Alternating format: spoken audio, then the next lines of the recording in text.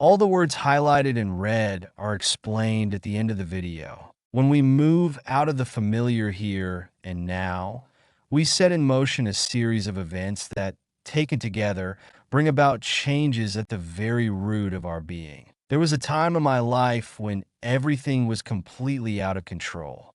I was considered morbidly obese at 290 pounds. My marriage was horrible, and I was a diet junkie, but still gaining weight on every fad that I tried. Looking back, it is still difficult for me to pinpoint how I got myself into such a rut, but it is quite easy for me to explain how I broke the cycle that kept me in the downward spiral that had become my life. At 30 years old, I felt way too young to be my mother. Yet there I was, weighing 290 pounds, unhappy all the time, in debt, lonely, and eating for comfort. I so desperately wanted my life to improve and laid my hopes on the belief that once I lost weight, everything would. In an attempt to solve all of my problems, I went on every popular diet that I heard about, from the cabbage soup diet to the lesser-known cantaloupe, tuna, and Diet Pepsi diet.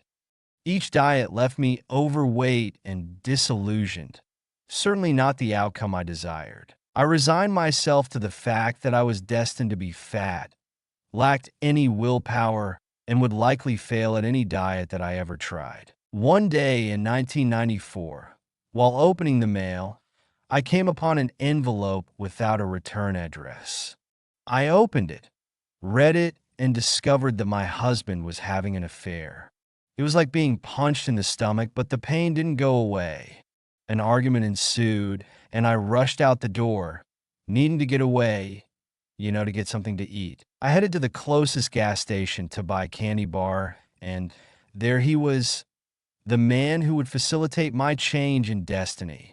As I got out of my car, I gave my sweatshirt the obligatory tug, pulling it down so that it covered my butt and thus hid my fat from the world, or so I thought, as I walked toward the attendant's window to get my food fix.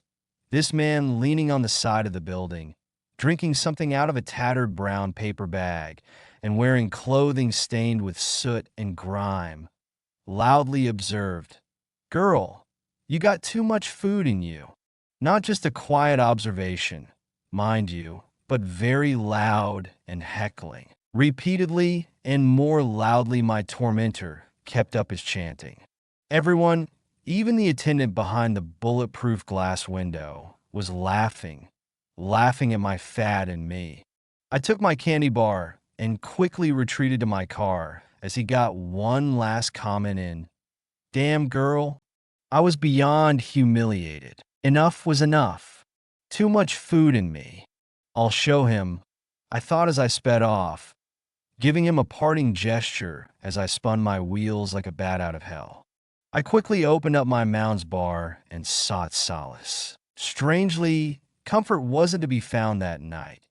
Not in the coconut and chocolate, not in the ice cream that I ate when I got home, and least of all, not when I took a good look in the mirror. He was right, and it hit me hard.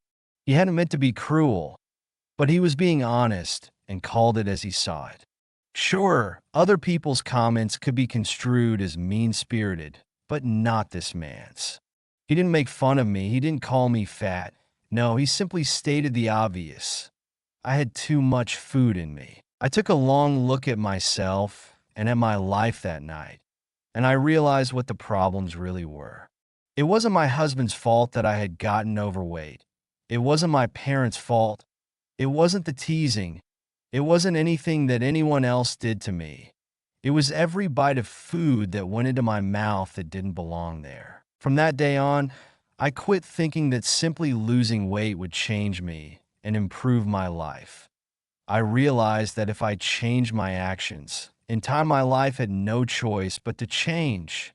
From that day on, I quit putting too much food in me. It was very easy for me to identify a few foods that I had way too much of in me. After all, I was eating at least a half-gallon of ice cream a night. That seemed like a good place to start. My weight loss did not happen overnight, and my life didn't improve overnight, but rather over a series of many nights, days, weeks and months, I made consistent small steps in the direction of a healthier life, a well-balanced life. I literally started by changing one habit, which led to changing one more habit, and so on, which wasn't overwhelming and was very doable. I gave up my ice cream vice, busted fast food, started cooking and eating with my children, stopped eating in the car or in front of the TV, and started to read labels and learn about the contents of what I was consuming. I also started getting some exercise.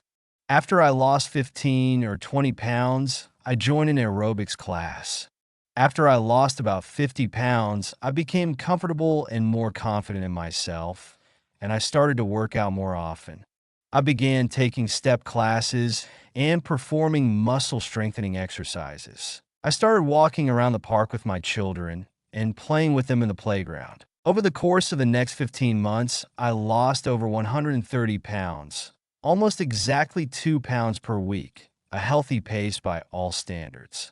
My productivity at work improved, my attitude was vastly more positive, and my life was finally pulling out of the downward spiral. Sadly, my marriage did not improve despite the fact that my body did. For so many years, I thought that losing weight would change everything in my life and my marriage. My husband was a very nice person, but together we didn't work. Each of us had different interests and desires for our lives, and it became clear that my weight loss wasn't going to change us, only how I looked. Each day is a new page in my journey, which began with a homeless man, my guardian angel, who opened my eyes, gave me a dose of reality, and shocked me into changing my life. It worked. Familiar.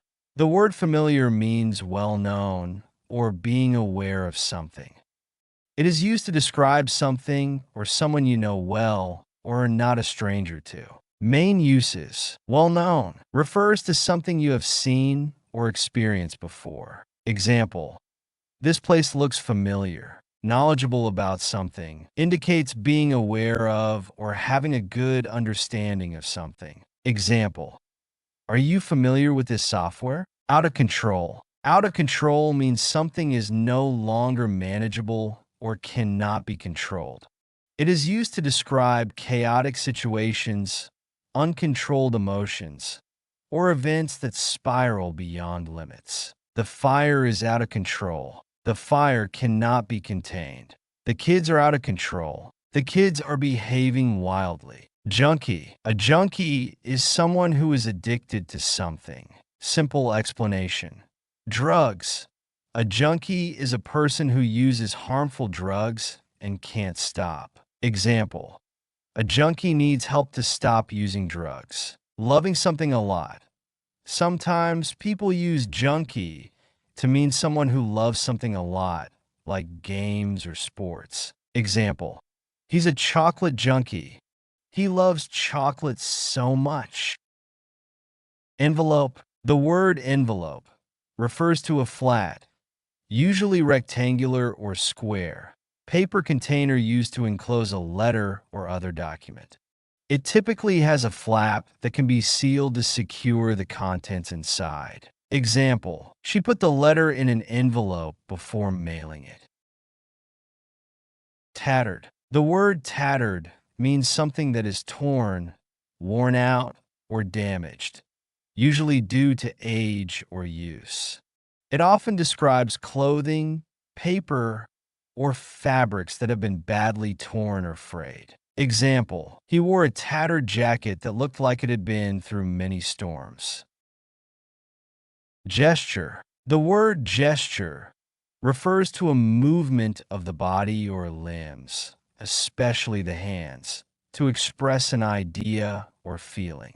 It can also mean a polite or kind action meant to show goodwill or appreciation. Example 1 movement: he made a friendly gesture by waving his hand. Example 2 action: as a gesture of thanks, she gave him a small gift.